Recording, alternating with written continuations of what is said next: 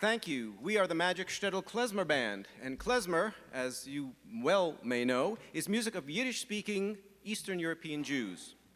The itinerant musicians who played this music were such an important part of festivals and life cycle celebrations, especially weddings. The klezmerim made music for dancing, and they made music to express a whole range of human emotions, from ecstasy to profound sorrow. We like to think that just hearing the dance music, some of which we are playing today, with its joyful melodies and syncopated rhythms, puts us in touch with all of those wonderful past celebrations. And just try not to move in your seats.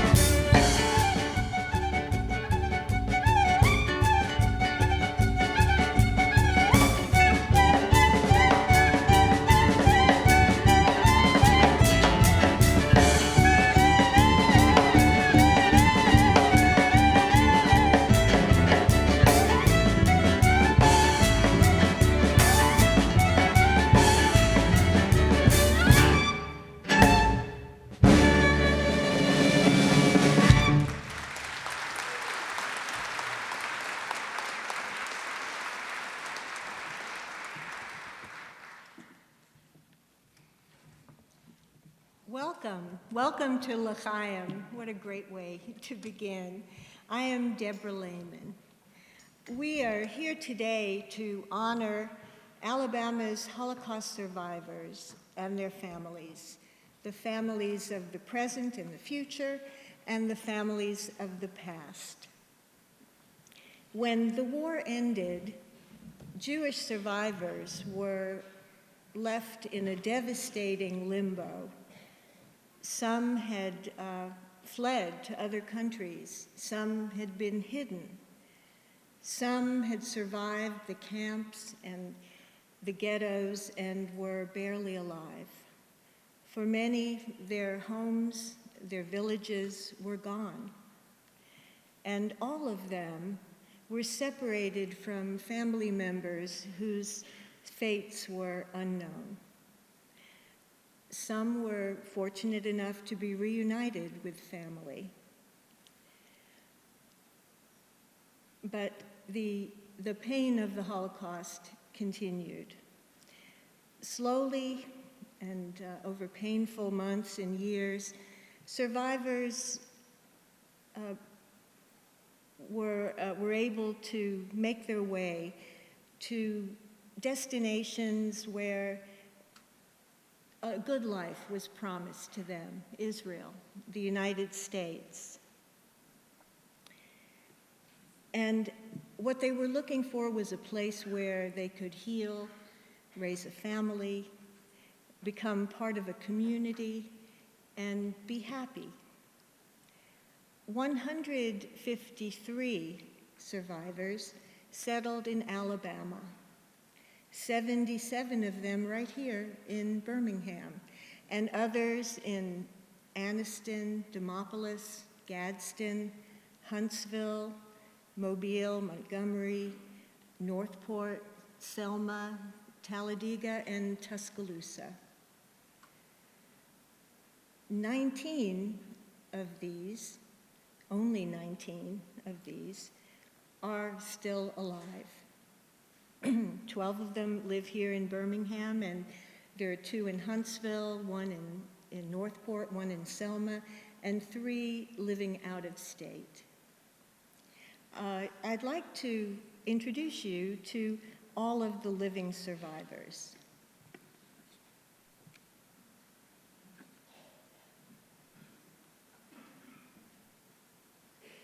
Regina Dembo, Helen Foreman, Zina Golubova,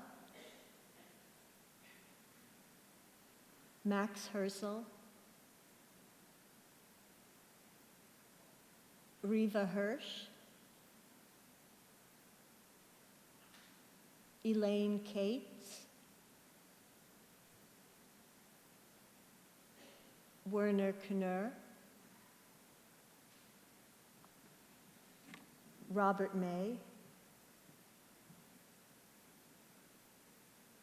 Stan Minkenau,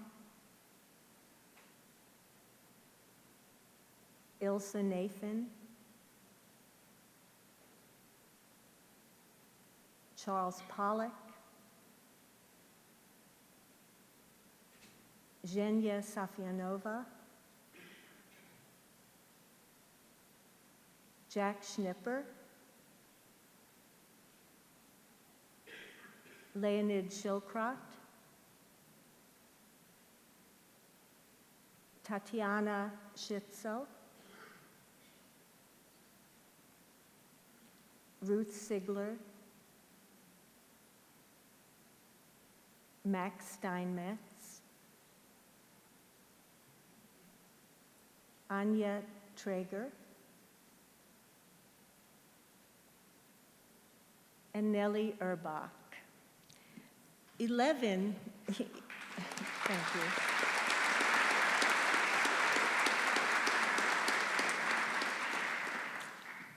you. Eleven of these are here with us today. Most of them are sitting here in the orchestra. Elaine Cates is sitting in the back. Survivors, would you please raise your hands? Just raise your hands.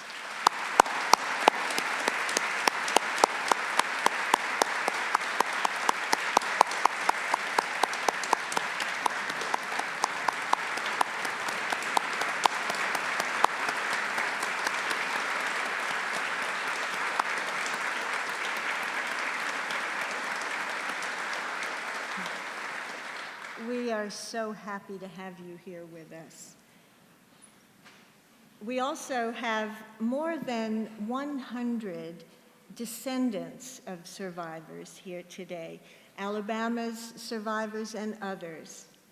And these second, third, and fourth generations are a legacy of life to survivors of the Holocaust.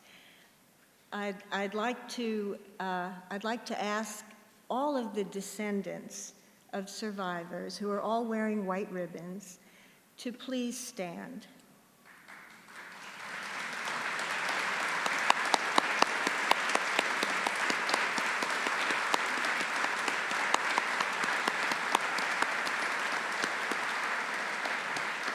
Thank you. And now I'd like to it's my pleasure to introduce my co-host, Jeff Eliasoff of WVTM 13.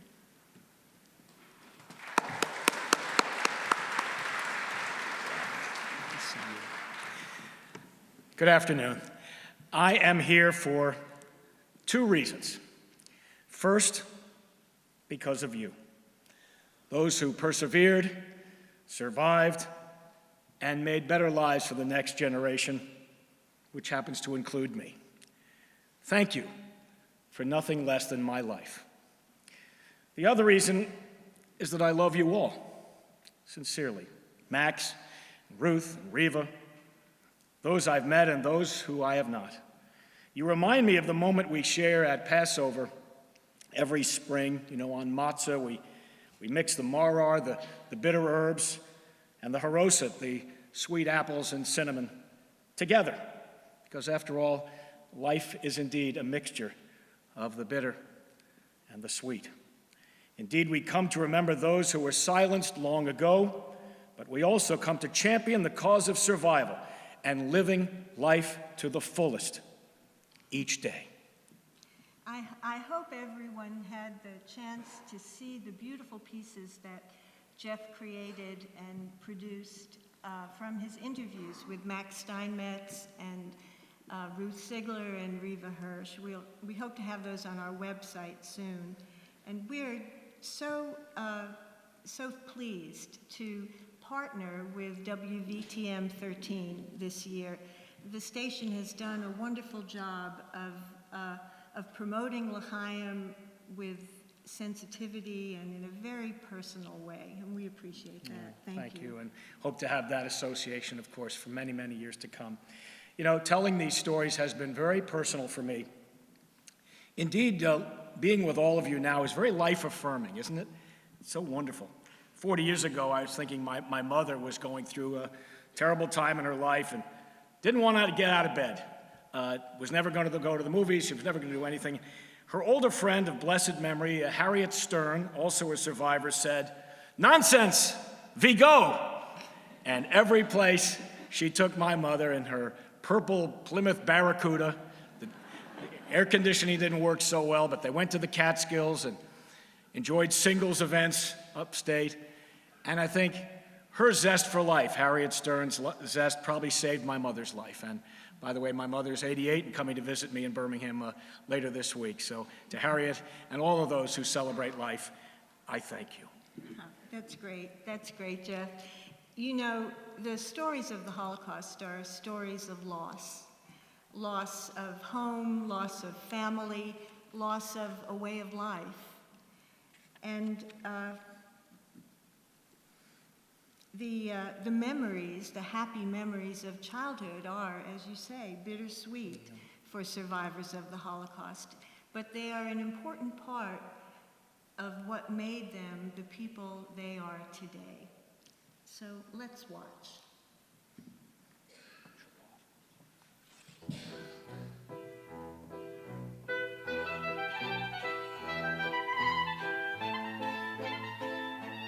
She was gorgeous, absolutely gorgeous. And she was a wonderful mother. I cannot prescribe how wonderful she was to the children.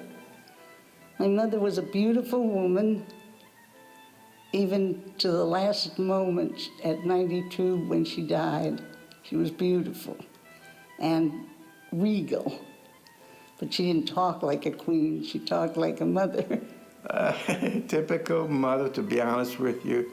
When things didn't go right, you ran to your mother. That's what boys do usually, you know.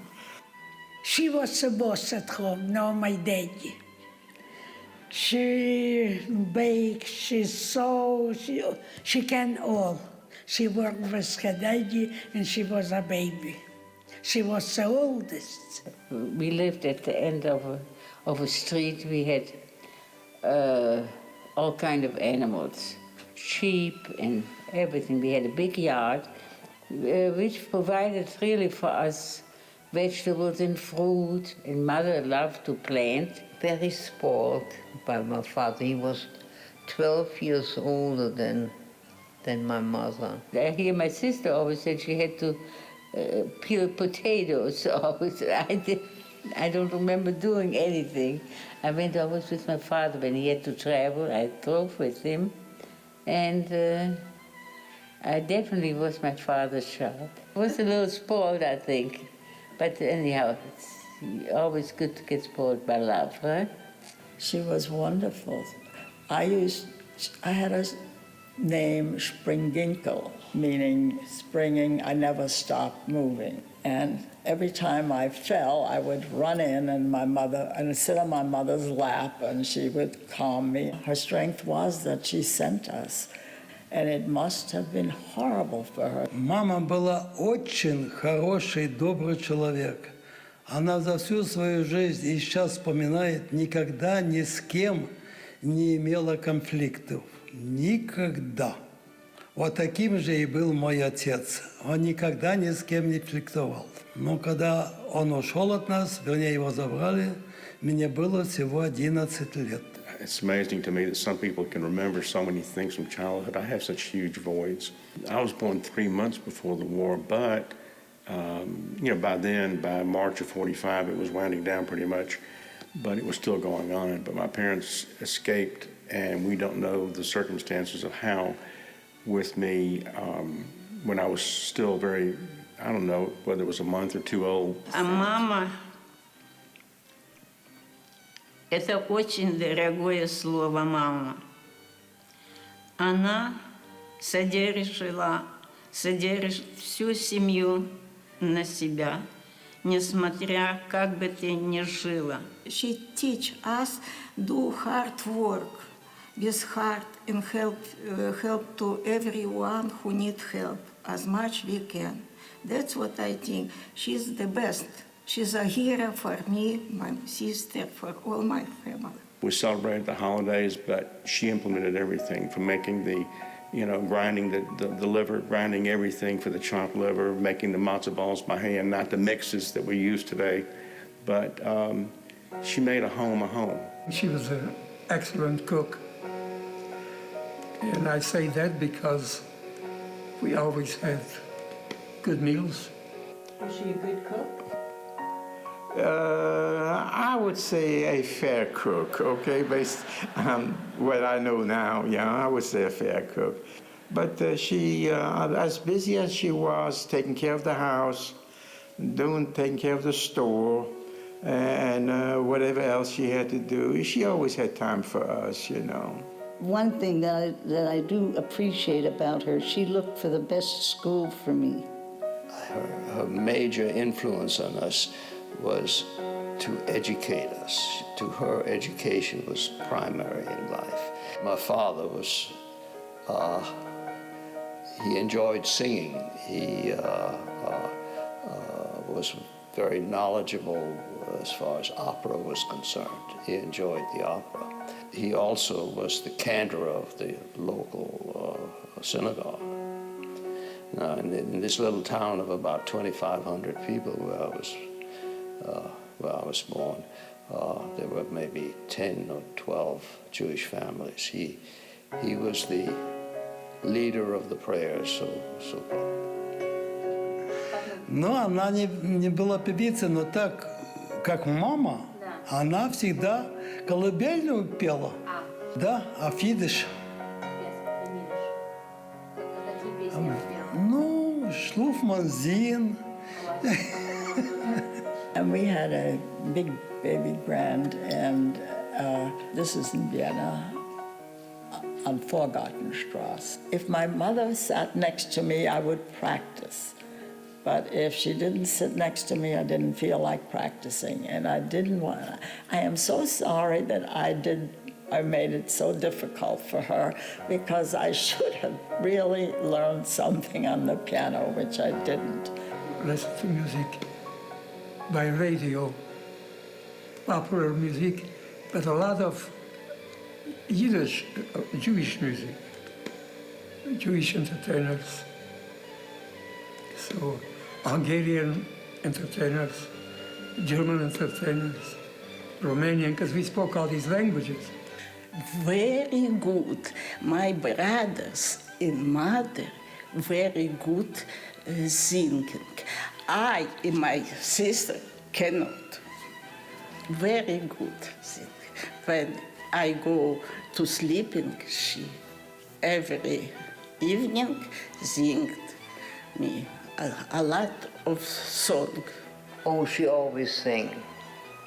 My mother's brothers, 2 brothers, and also they had wonderful voices. We used to sing all the time. She sing, you know, classic, also something opera, you know. Cannot sing. No, Jewish song. In Brenta Fire, in Schibezes, in the Kinderlach learned. My father used to sing Friday night, the Jewish songs, you know, after dinner for us. Over your Keppel is a golden apple, you know, mostly the Jewish songs for that you used to, that you hear, that in Europe they used to sing. Often Pripyatchik, Brenta Fire, Schein wie de Levune, Lechtig wie de Stern.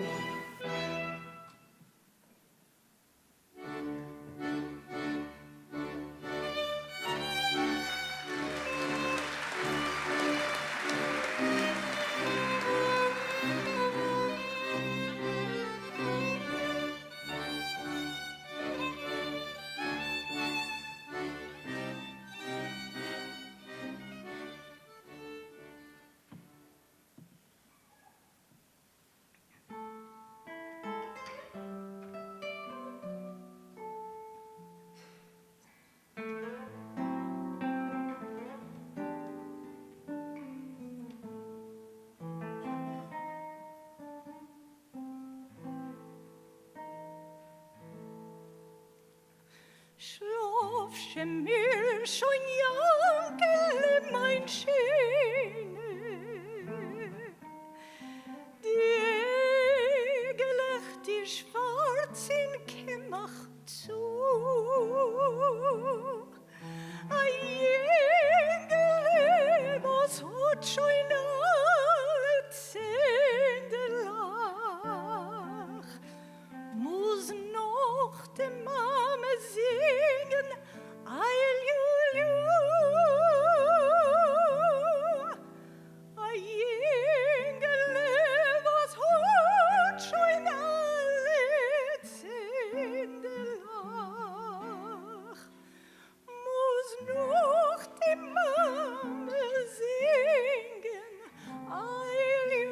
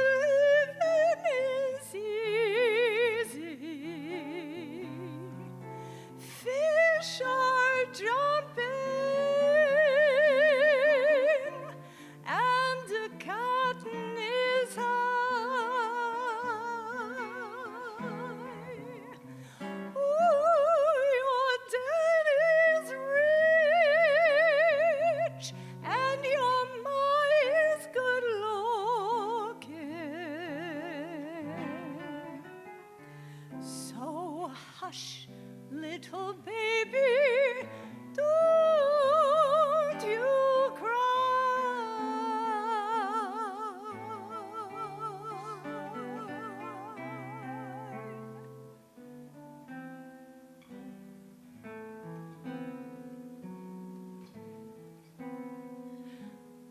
I've been Pripyatchik brennt a fire, und in Stub ist es,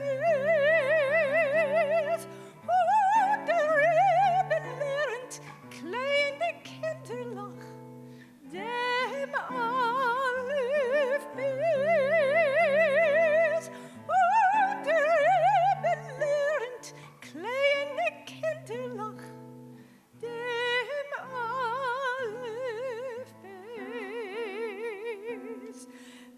je kinderlach, gedenkt je teure, was ihr lernt, du. Sucht je noch einmal und taget noch einmal, kommet auf. Sucht je noch einmal und taget noch einmal, kommet auf.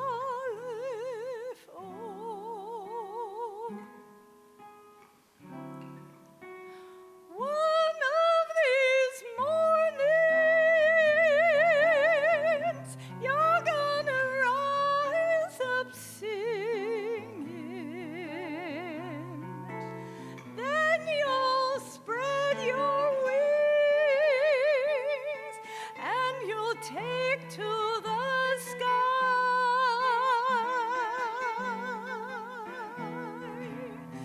But till that morning, there's nothing can harm you. With Daddy and Mammy standing by.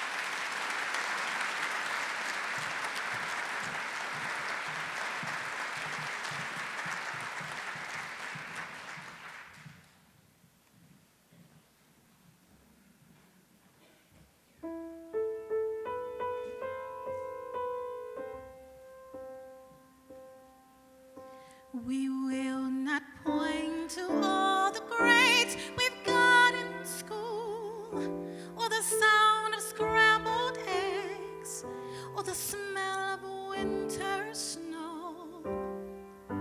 We will not count the million things that we once did in the lifetimes that we've led.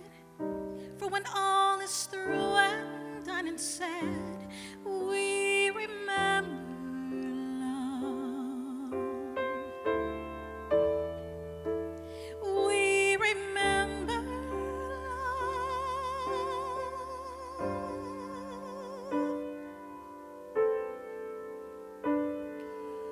We will not memorize the light of day we've seen, the perfect shade of blue, the rhythm of the rain. We find we cannot conjure up the sweet refrain of the poem half begun. But when all is through and said and done, we remember love. We remember love. I know that there were lessons taught, and laces tied, and fishes caught, and shadows live, battles fought in fun. Some little jokes, some big regrets, amazing what the mind forgets, yet still recalls the kiss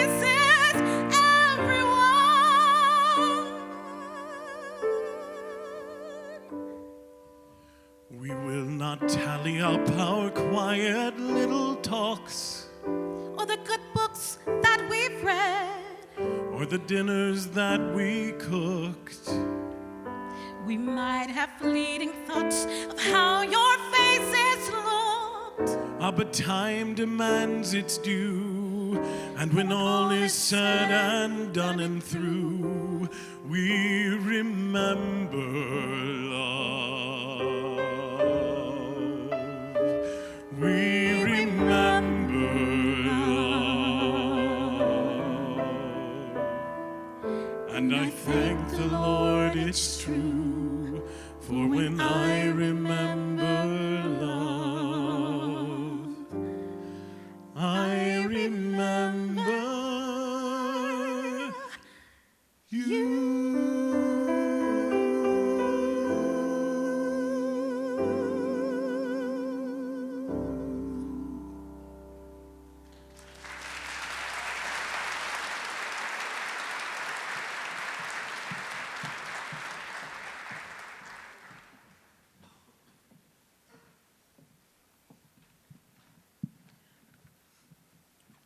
My dear survivors, you are precious to us. It's because of you that the Birmingham Holocaust Education Center exists, and we bear witness to your stories. It's these stories that we tell and retell to teach about the consequences of hate. And hate is indeed a plague on all of our houses. We report on it, it seems, on Channel 13 almost every day now. As a parent, ever since 9/11, I've tried to straddle this line between telling my now grown children that they are safe, while shining the spotlight on the worst instincts of the frightened and the ignorant among us, to hate people they do not even know. Yes. And our goal is to raise generations that will stand for kindness and decency and understanding and acceptance. This is our vision and our hope for the future.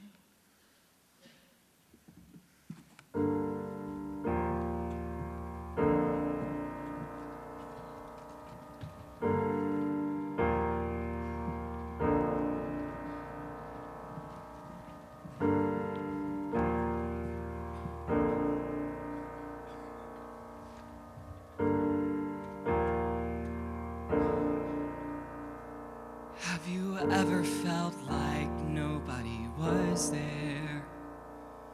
Have you ever felt forgotten in the middle of nowhere?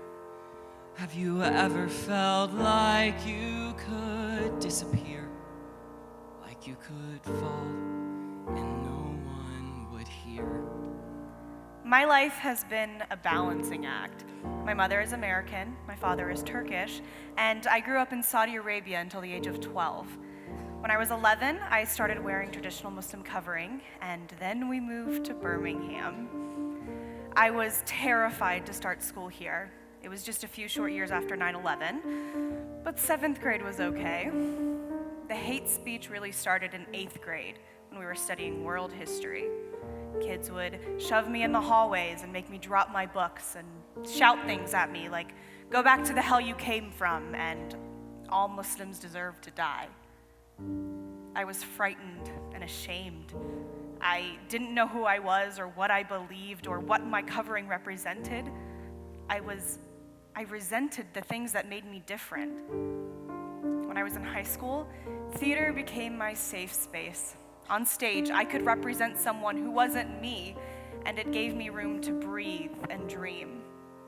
After college, I learned to be honest with myself and discover my identity on my own.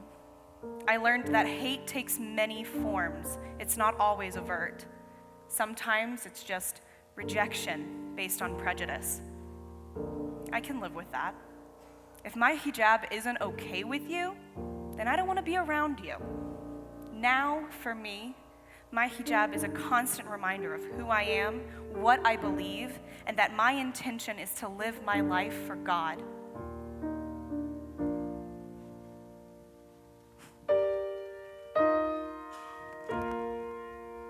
So let that lonely feeling wash away, 'cause maybe there's a reason to believe you'll be okay.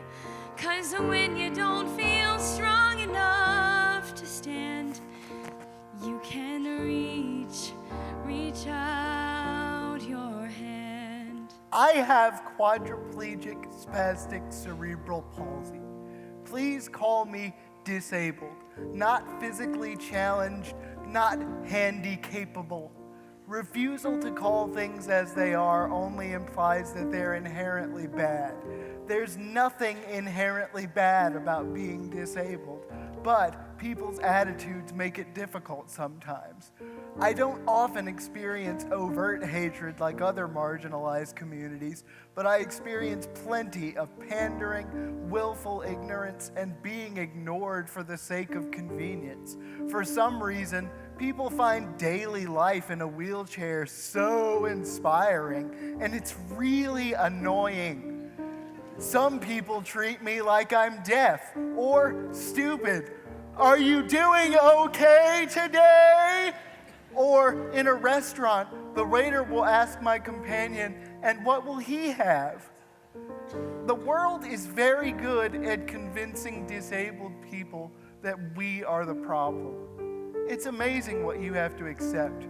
Try getting around city streets in a wheelchair, or finding an accessible parking space with enough room to let a wheelchair out of your vehicle.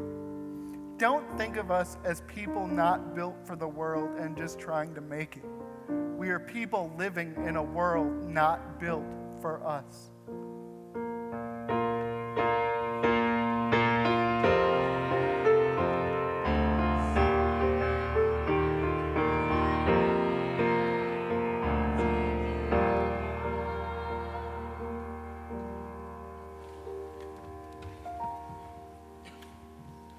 Good afternoon. My name is Robbie Ballard. I'm privileged to teach 5th and 6th grade American history at the Altamont School here in Birmingham.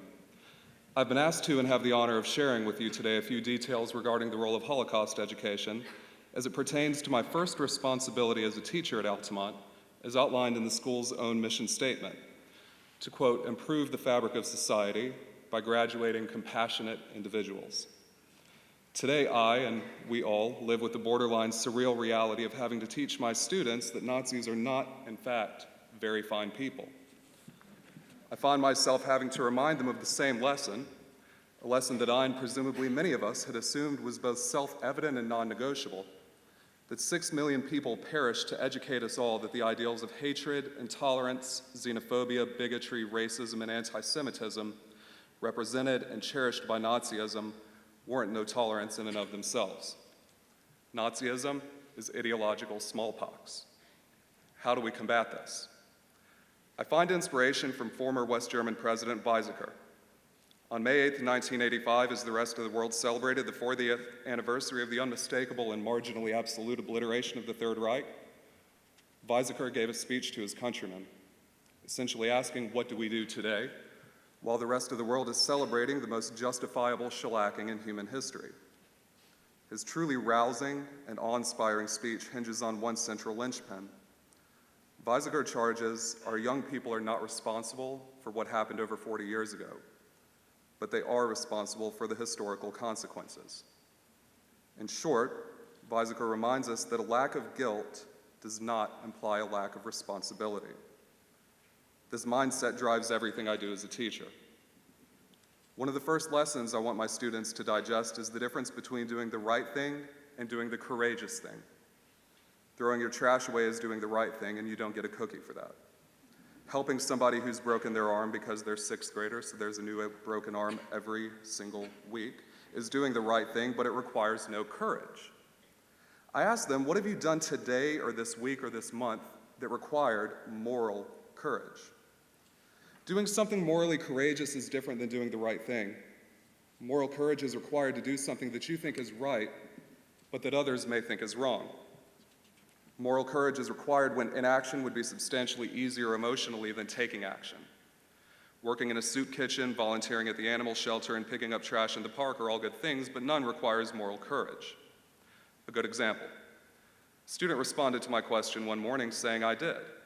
I mowed my neighbor's lawn because she's old and can't do it."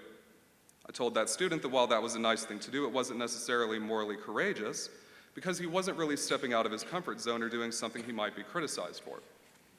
The student then responded, "Yeah, but she's really scary and kind of crazy and nobody on my street likes her." I made my parents promise not to tell my brother because he'd make fun of me and call me her boyfriend. This was moral courage. Another student reported that she was at her brother's club soccer game and asked her parents if they could sit on the side of the bleachers where the Hispanic family sat, because, as she said, we're in Birmingham. Having them over there and us over here does not look good. Her family moved, and she said it was definitely uncomfortable with the people they usually sat with, watching them the entire time. This was another sterling example of moral courage. We have a storied history of young people acting morally courageous in this city, from the children's marches to the first students to enroll in integrated schools, and now, hopefully, to my own students in their own way, exercising their own moral courage. Of utmost import is what I teach them with regards to the genesis of Nazism. How did it start? What prompted the mass appreciation of a sadistic ideology? And most importantly, what were the effects of this adoption on the victims of its evils?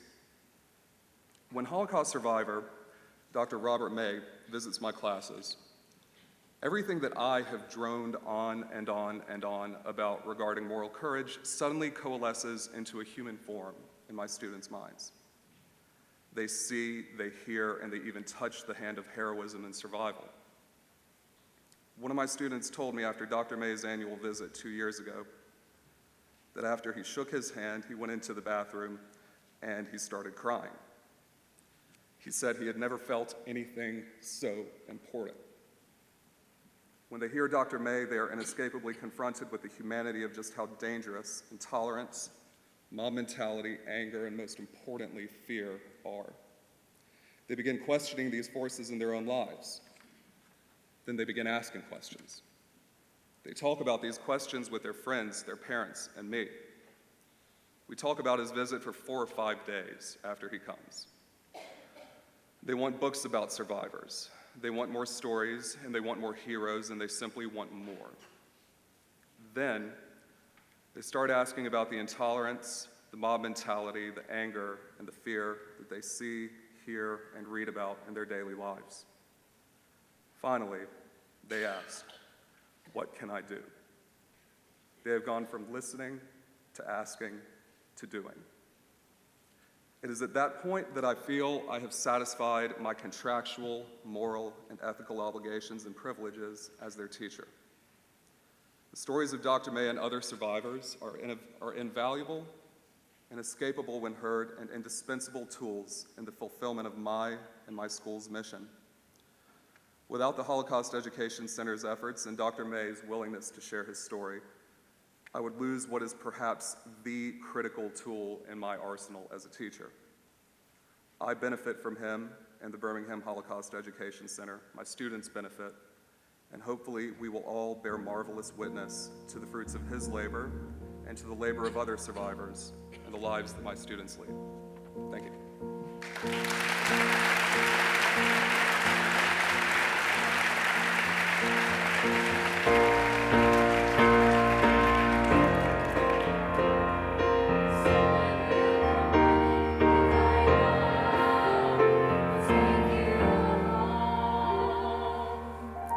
Knew that I was attracted to girls long before I knew what that meant. When I was in college and had accepted that I was gay, I came out to my conservative Catholic family. My mom said, "Oh, you're too pretty to be gay." My grandmother told me I was going to hell. My dad was surprisingly accepting, but sad. He said, "It's going to be a hard life. That's not what I want for you." My brother was my biggest supporter and closest confidant until he married into a Southern Baptist family and became a pastor. He doesn't accept me for who I am anymore, and we're not as close as we once were. My nieces aren't allowed at my house anymore, which really hurts. I had one very scary experience a couple of years ago. I was leaving Walmart in my car, which has a human rights equality sticker on it. A guy in a big truck started trailing me. He pulled up next to me and started shouting, "Dyke, leave this state!" He actually ran me off the road, and then he drove away. I was terrified. I didn't know if he was going to try to hurt me or kill me. I had never experienced such intense, violent hatred. Now I am engaged to a wonderful woman. When we're out in public, I'm always aware of the sideways glances or whispers, but it's much worse for queer people of color or those who are transgender. If you call yourself an ally, you can't be silent or complacent. My goal is to be an ally to other marginalized people.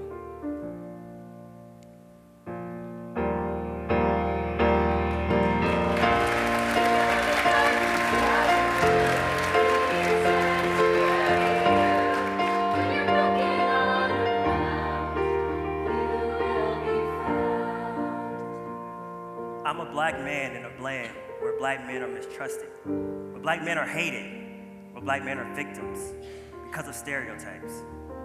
And people tell me all the time, "You're nothing like I thought black people are." I don't fit the stereotype. My pants aren't sagging. I'm a family man, educated. But at 5 a.m. on a dark morning, running after my dog in my own neighborhood, I felt the raw fear that we black men feel in those life or death confrontations that fill the news. A cop who lives near me, probably out for a run himself, sees me running towards him and begins to move his hands to his waist in a gesture that made me think, gun. I stopped, I raised both my hands. I explained who I was and why I was running. And he was cool. I had misread his gesture and it was all good. But that fear stays with me. The awareness that it could happen at any time because I am a black man. My grandfather was a farmer in South Carolina and an advocate for the Black Panthers. He had a disdain for white people. One day his car stopped on the side of the road and a white man came and helped him. I was just a kid, but I'll never forget it. He said, "I think I was wrong about white people." He changed his mind about stereotypes, and he made sure I understood what he had learned.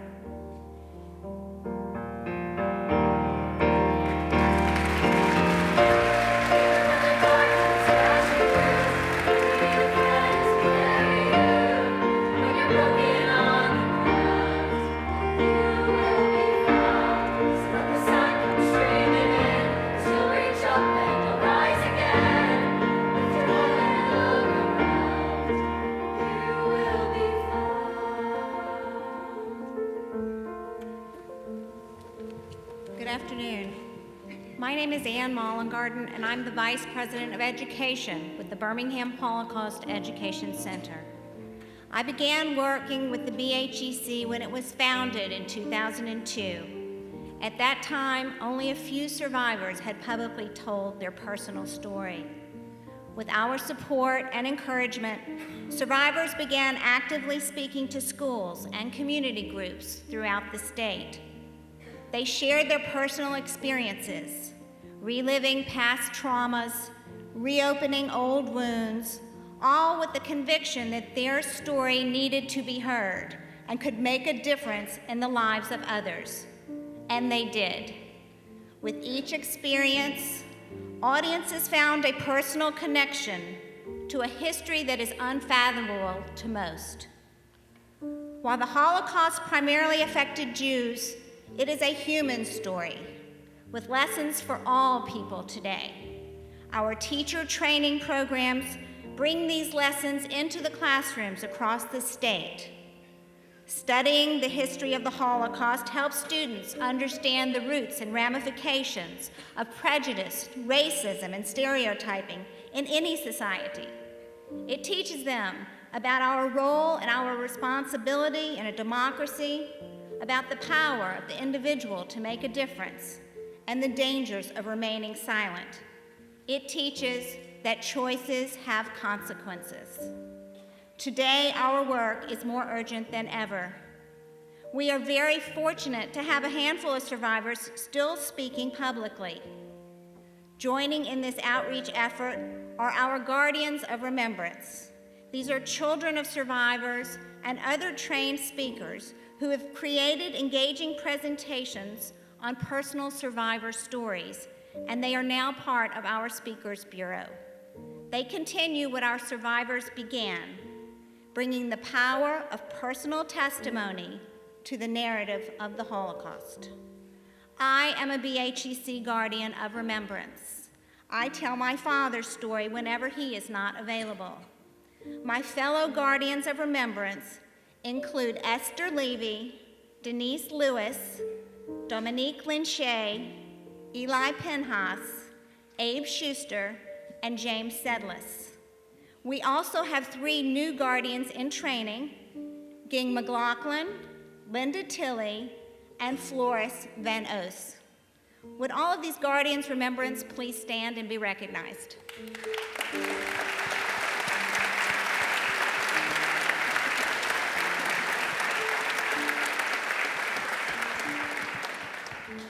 These dedicated individuals are the future of the BHEC. If you would like to know how you could become a Guardian of Remembrance, please contact us. In remembering and teaching the Holocaust, accuracy is vital in order to leave no room for denial. Research is front and center, and the archiving of historical records is imperative. The BHEC houses a rich archive of documents, photos, artifacts, and video footage relating to World War II, the Holocaust, and specifically the Holocaust survivors in our state. For some of these, we have very limited information. If you do have information about a survivor who made his or her home in Alabama, please contact us. The BHEC continues to search and to question. We continue to interview and to learn from our survivors, this amazing group of people who have made such a difference in our lives. To each of the survivors and their families with us today, as well as those who are not able to make it, I thank you from the bottom of my heart for sharing with us and teaching us about true goodness.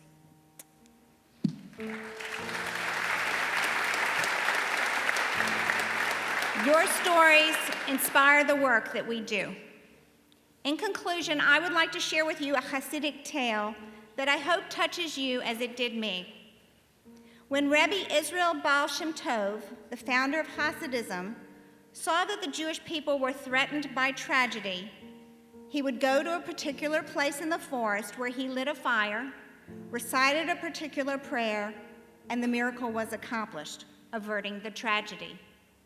Later, when the Baal Shem Tov's disciple, the Maggid of Mezrich, had to intervene with heaven for the same reason, he went to the same place in the forest where he told God that while he did not know how to light the fire, he could still recite the prayer, and again, the miracle was accomplished. Later still, Rebbe Moshe Leib of Sassov, in turn a disciple of the Maggid of Mezrich, went into the forest to save his people. I do not know how to light the fire, he said to God, and I do not know the prayer, but I can find the place, and that must be sufficient. Once again, the miracle was accomplished. When it was the turn of the Rebbe Israel of Reason, the great-grandson of the Maggid of Mezrich, to avert a threat, he sat in his armchair, holding his head in his hand, and said to God, I am unable to light the fire. I do not know the prayer, and I cannot even find the place in the forest. All I can do is tell the story. That must be enough. And it was enough.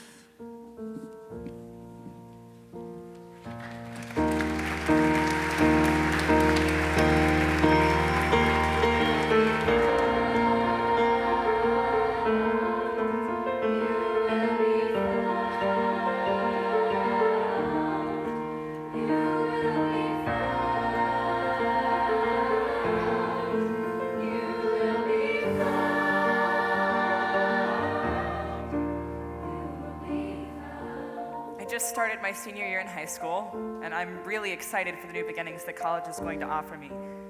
But this isn't the first time that I've had to start over. 2 years ago, I had to make an announcement that drastically changed my life. You see, when I was born, the doctor announced, "It's a girl." Clearly, that doctor was very, very incorrect.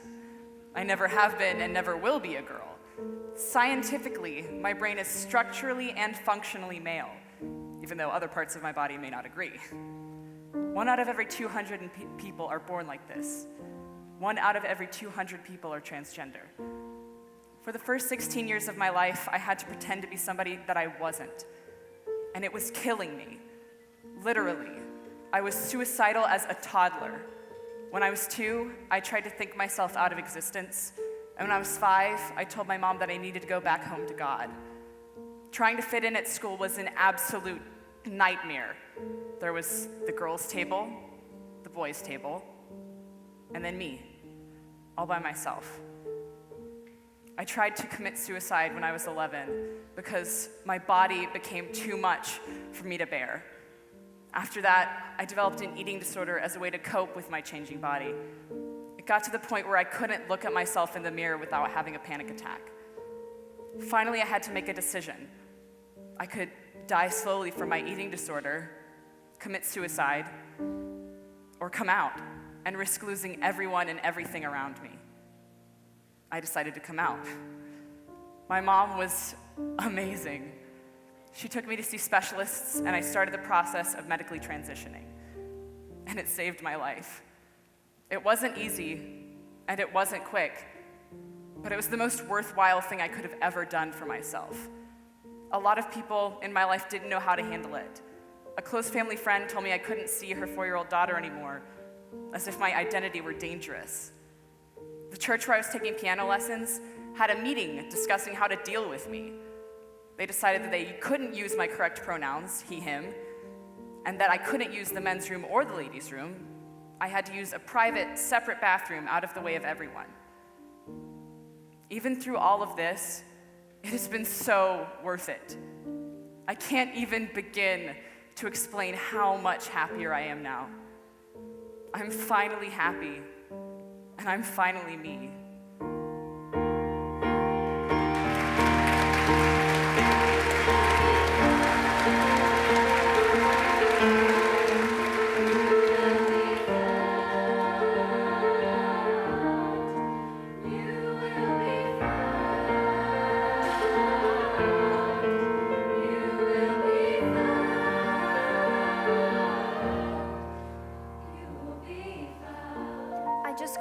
From a Jewish youth trip to Prague, Poland, and Israel. We spent a day at Auschwitz I and II. Seeing the places where the Jewish people were gassed and burned made it feel so real to me. At Auschwitz I, I saw my great-great-grandparents' name in a big book listing all the people who were murdered at Auschwitz in the Holocaust. Shlomo and Pesha Lipschitz. There were no details about what happened to them or where they died, but just seeing their names made me feel connected and even happy knowing that their names are not forgotten. They were real people, my family, and their names will be remembered as victims of the Holocaust. Last year in school, a group of kids I thought were my friends started making fun of the Holocaust. They said Judaism wasn't a real religion and made fun of Jews and told jokes about what happened to the Jews in the Holocaust. I asked them to stop, but they just laughed.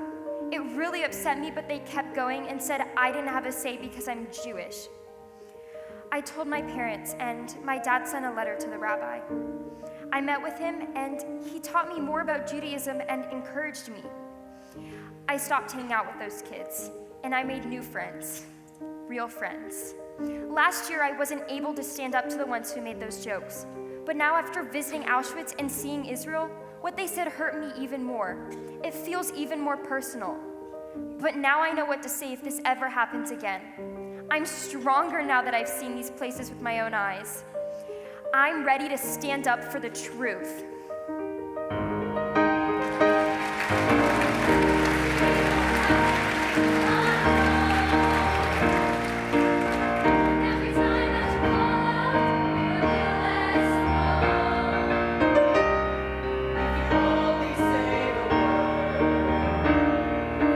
Cross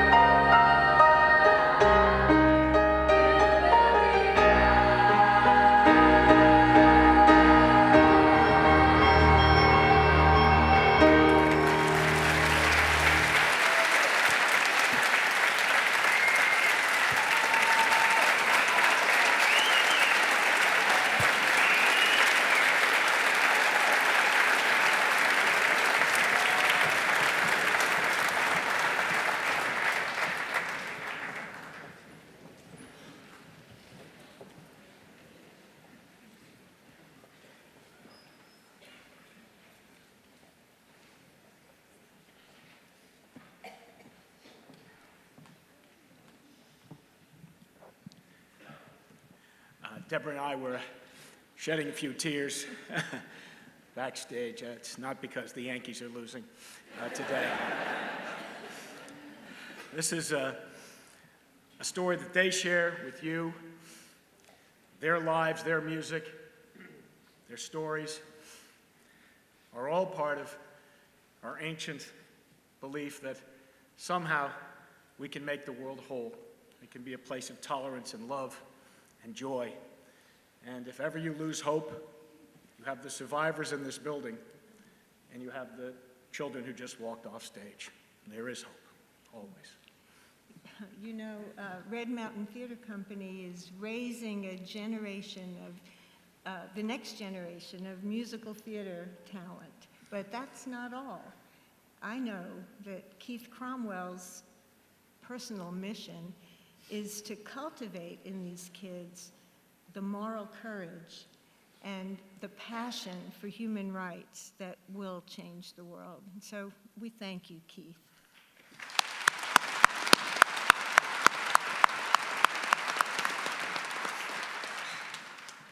And now we have the pleasure of hearing from Kathy Friedman, the Vice President of Development of the BHEC, a tireless networker, a passionate visionary, and a champion of all that is good. Kathy Oateson Friedman.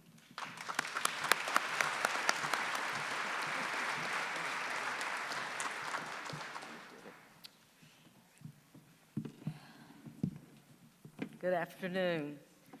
Somehow I always speak after all this incredible entertainment, and I am so moved. And one of the things is to watch the survivors' faces when the klezmer music plays. There's something that they remember. It's almost like us remembering rock and roll or Motown, and it all fills the theater, and I'm excited to be here, and I'm glad you are. I want to tell you a story about something that happened to a wonderful man with a very sensitive heart. In his hometown, in a business where he was a regular patron, a note was left to him. It read, "Go back to where you belong," and at the top, a swastika was drawn. His reaction was shock, fear, and sadness. My friends, this incident didn't happen in 1993 in Nazi Germany. It happened 3 weeks ago at Lifetime Fitness in Vestavia. The man is my dear friend, Kareem Shamsi Basha. Kareem was born in Syria and is a Christian who's lived in the U.S. for more than 35 years. Kareem decided to put the incident on Facebook with a picture of himself holding the hateful note. The comments on Facebook at first were loving and kind because they knew Kareem like I knew Kareem. Then the disgusting and hateful comments came in by the thousands. Terrible anti-Semitic remarks, horrible anti-immigrant criticism. They accused Kareem of making up the entire story, writing the note himself, and doing it because he wanted publicity for his new book. That day, Kareem was wearing a t-shirt that was given to him by his best friend in Israel that read, "I love Jews." What Kareem did not know is most of the world does not love Jews or immigrants. Last week, I boarded a plane and was hesitant to carry a canvas bag that had the name Temple Emmanuel printed on it. Once again, the security of Jews, Christians, African Americans, Muslims, LGBTQ people, and other minorities are threatened right here in the United States and abroad. This hate and ignorance is all around us today. I often wonder what kind of world we are leaving for my 8 grandchildren and for yours. We know history has to be taught. The Birmingham Holocaust Education Center accomplishes this every day through well-informed speakers, educational programs, films, and most important, our beautiful, selfless Holocaust survivors that we honor today with all our hearts. The L'Chaim campaign has been a very difficult one this year. Even with the roars of anti-Semitism and racism all around our own backyards. This is not a time to be silent. Someone asked me if I mind asking for money to support BHEC. I said not really, because without community support, there would be no BHEC.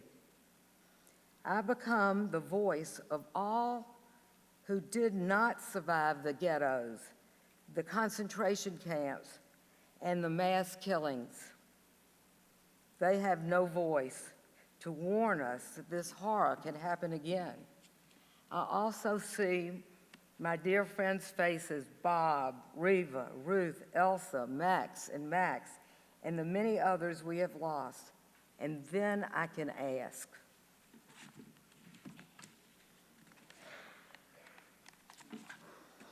we all joined together as a community to support BHEC's mission of teaching and remembrance.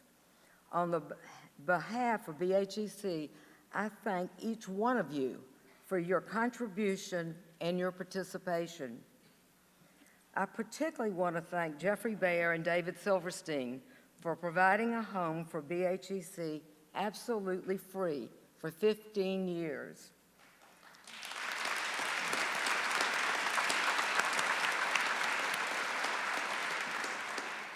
Jeffrey and David, you have allowed us to hope, dream, and grow.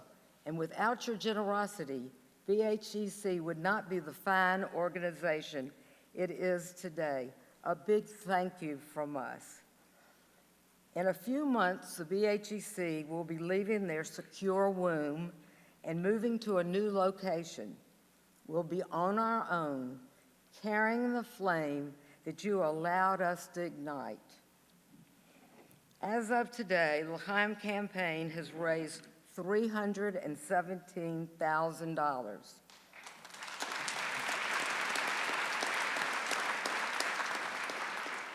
Our goal, however, is $330,000 to cover a full year of programming and operating expenses, including rent and a new facility.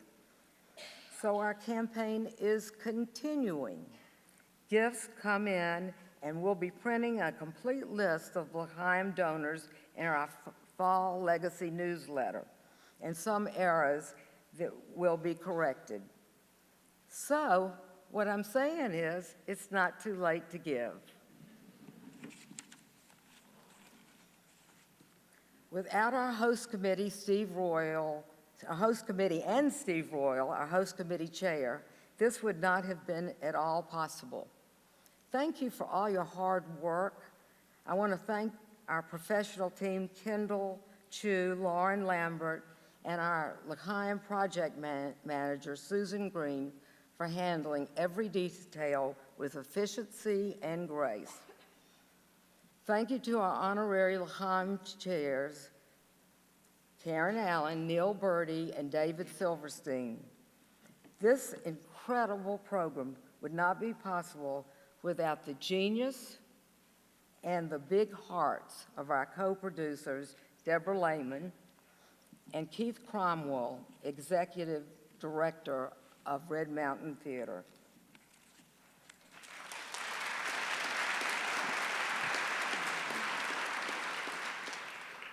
Because of our miraculous survivors, those who are present and those who have left us, we are all witnesses to the Holocaust, and we will keep the flame of Holocaust education alive for the future generations And now, here comes the future generation, and God bless them.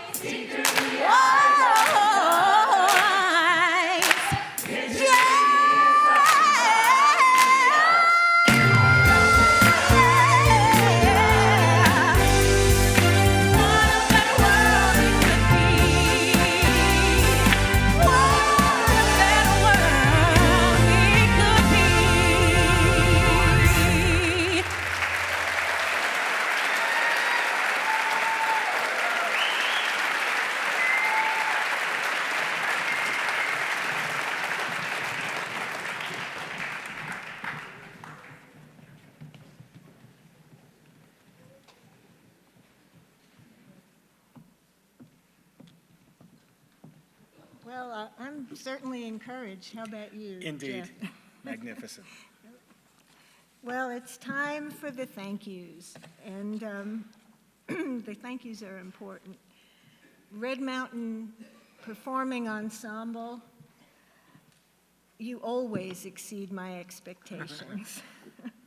Our soloists, Caleb Clark, Tracy Winborn, and Jessica Roskin, you make our hearts glad.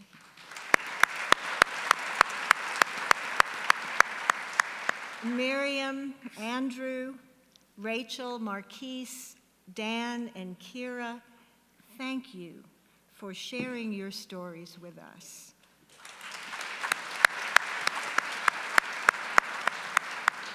Lori Middaw, the perfect accompanist. Robbie Ballard, thank you for inspiring us to think about moral courage in our own lives. And Anne Mollengarden, my dear colleague, thank you for the incredible research you did into Alabama's survivors to be able to come up with so much information. Even though we know there's more that needs to be gathered, we appreciate the work you do so carefully and painstakingly.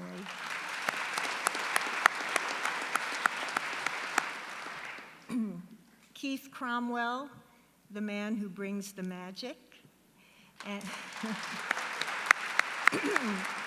and the Alice Stevens Center team, thank you as always. Nick, my son, the photographer, thank you. And to our very generous donors, you are keeping the flame of Holocaust education alive in Birmingham, and we are so grateful to you.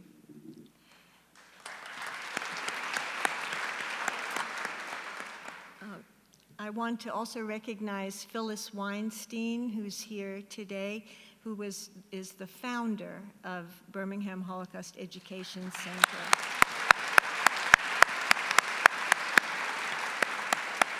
And Jeff, it's been a real pleasure sharing the stage with you. Thank you. Thank you, Deborah and Keith, for the opportunity to share in this magnificent program for the first time. I hope it will not be the last. You put a wonderful program together. The survivors here are Jewish, but the Jewish people are not alone, as we know in their history of persecution. Said our beloved survivor and voice for the ages, Elie Wiesel, let me quote, "Wherever men and women are persecuted because of their race, their religion, their political views, at that moment, that place must become the center of the universe." And I'd like to invite the band to come back out and play one more song as we exit. Alan Goldspiel and the Magic Shtetl Klezmer Band. Please join us in the lobby for refreshments after the program. Thank you all for being here. And together we say, L'chaim! L'chaim!